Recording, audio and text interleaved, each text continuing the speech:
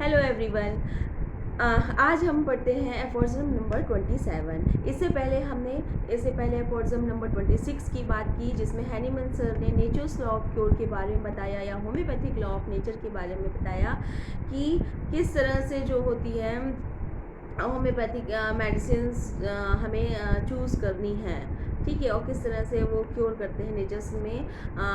Cure होते हैं। इसके बाद हम पढ़ते हैं 27 अफॉर्जम। आज डिस्कस करते हैं the curative power of medicines therefore depends on their symptoms similar to the disease but superior in its strength, so that each individual case of disease is most surely rapidly and permanently annihilated and removed only by a medicine capable of producing in the most similar and complete manner the totality of its symptoms, which at the same time are stronger than the disease। तो इसमें जो हमने natures law of cure पढ़ा, उसी के आगे के क्रम में बता रहे हैं कि जो हम लोग होम्योपैथिक मेडिसिन्स लेते हैं, जो क्योरेटिव मेडिसिन्स होती हैं, उनकी क्वालिटी थोड़ी सी डिस्कस कर रहे हैं कि उनमें वो क्योर कर नेचर्स के लॉ के अकॉर्डिंग क्योर होगा। लेकिन कब होगा? जब जो हमारी मेडिसिन है उसमें ये पावर होनी चाहिए कि वो उसी तरह की सिमिलर डिजीज़ जो है ह्यूमन बीइंग में प्रोड्यूस कराने की क्षमता रखती हो, ठीक है। और जब वो उसी तरह की सिमिलर डिजीज़ जो है जो ह्यूमन बीइंग में प्रोड्यूस कराने की क्षमता रखती होगी, और क्या होगी, थोड़ी सी स्ट्रॉन्गर होगी, ठीक है। पोटेंसी में जो डिज़ीज़ हम बॉडी में बनी है, उस डिज़ीज़ की अगर हम क्षमता देखें तो उसके अकॉर्डिंग जो उसमें उसकी जो क्षमता होनी चाहिए वो क्या होनी चाहिए, थोड़ी सी स्ट्रॉन्गर होनी चाहिए, थोड़ी ज़्यादा पावर वाली जो होनी चाहिए मेडिसिन होनी चाहिए हमारी, डिज़ीज़ जो थोड़ी पावर वाली डिज़ीज़ कॉज कराए, ठीक है, थोड़ी ज़्यादा डिज़ीज़ कॉज कराए, उस तरह की क्षमता हमारी मेडिसिन में होनी चाहिए, तभी पूरी तरह से क्योर होता है। क्योर के बारे में हैनीमैन सर नंबर 2 में भी डिस्कस कर चुके हैं, और यहाँ पर फिर से बोल रहे हैं कि श्योरली जो है हमारी डिज़ीज़ ख़त्म होती है, एकदम रैपिडली, रेडिकली, जड़ से ख़त्म होती है, रैपिडली, टाइम ड्यूरेशन भी उसमें कम लगता है, एंड परमानेंटली एनिलेटेड, परमानेंटली यानी पूरी तरह से जाती है, रिमूव्ड ओनली बाय मेडिसिन, उन्हीं मेडिसिन से जाएगी। लेकिन किस तरह की मेडिसिन से जाएगी? which are capable of producing in the most similar and complete manner of totality of its symptoms, जो एकदम सिमिलर सिम्टम्स देंगे ह्यूमन बीइंग में, उसी तरह की डिजीज़ सिमिलर और मोस्ट ऑफ द सिम्टम्स, मतलब बहुत अधिकतर सिम्टम जो होंगे सिमिलर सिम्टम प्रोड्यूस कराएगी, और सेम टाइम पर वो क्या होगी, स्ट्रॉन्गर देन द डिजीज़, और उस डिजीज़ से थोड़ी सी स्ट्रॉन्गर होगी, जो क्योंकि ये डिज़ीज़ जो है वो मेडिसिन कॉज करा रही है, ये इसीलिए ये एक तरह की एक आर्टिफिशियल डिज़ीज़ कॉज करा रही है, ठीक है। तो वो जो आर्टिफिशियल डिज़ीज़ की स्ट्रेंथ है वो थोड़ी सी स्ट्रॉन्गर होनी चाहिए, जो डिज़ीज़ पहले से थी, नेचर्स में थी, नेचर्स के अकॉर्डिंग थी, उससे थोड़ी सी स्ट्रॉन्गर होगी, तभी वो पूरा क्या होगा, permanently, rapidly and radically cure होती है। इसके बाद हमें एफोरिज्म नंबर 28 देखते हैं। इसमें भी थोड़ा सा बताया है हैनीमैन सर ने कि as this natural law of cure manifest itself in every pure experiments and every true observations in the world, the fact is consequently established.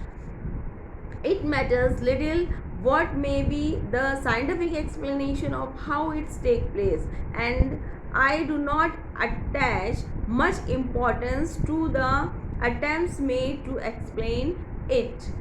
But the following view seems to commend itself as the most probable one, as it is founded on premises derived from experiences। यहाँ पर Hahnemann sir कहते हैं कि जो natures law है ये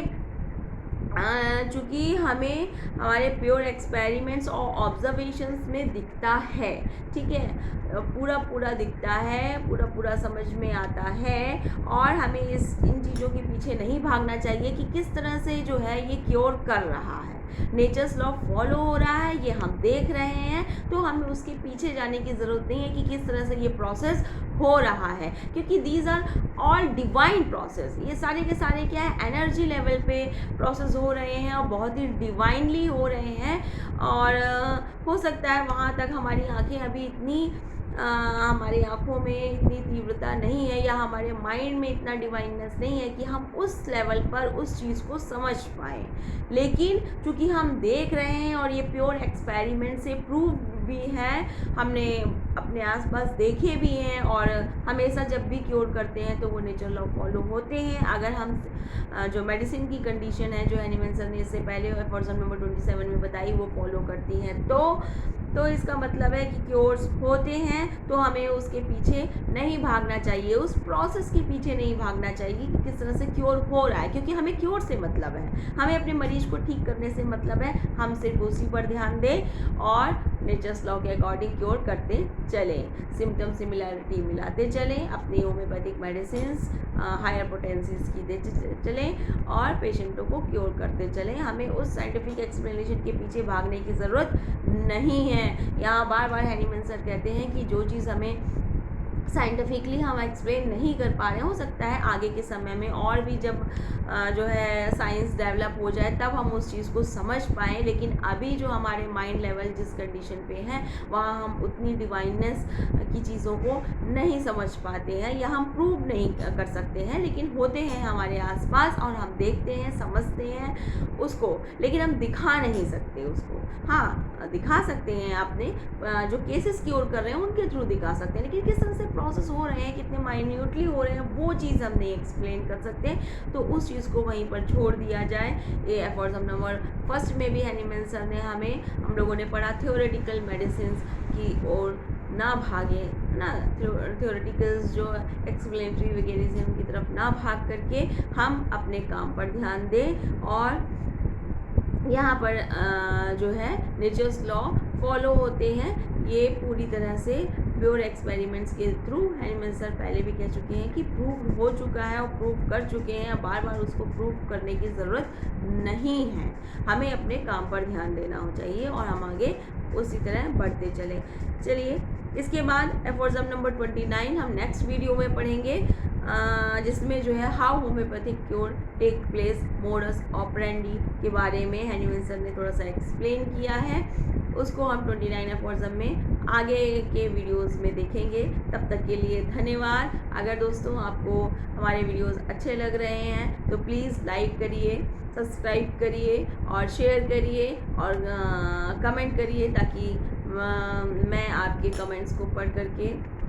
अपनी चीज़ों को और इम्प्रूव कर सकूं। धन्यवाद, आगे मिलते हैं, तब तक के लिए धन्यवाद, नमस्कार।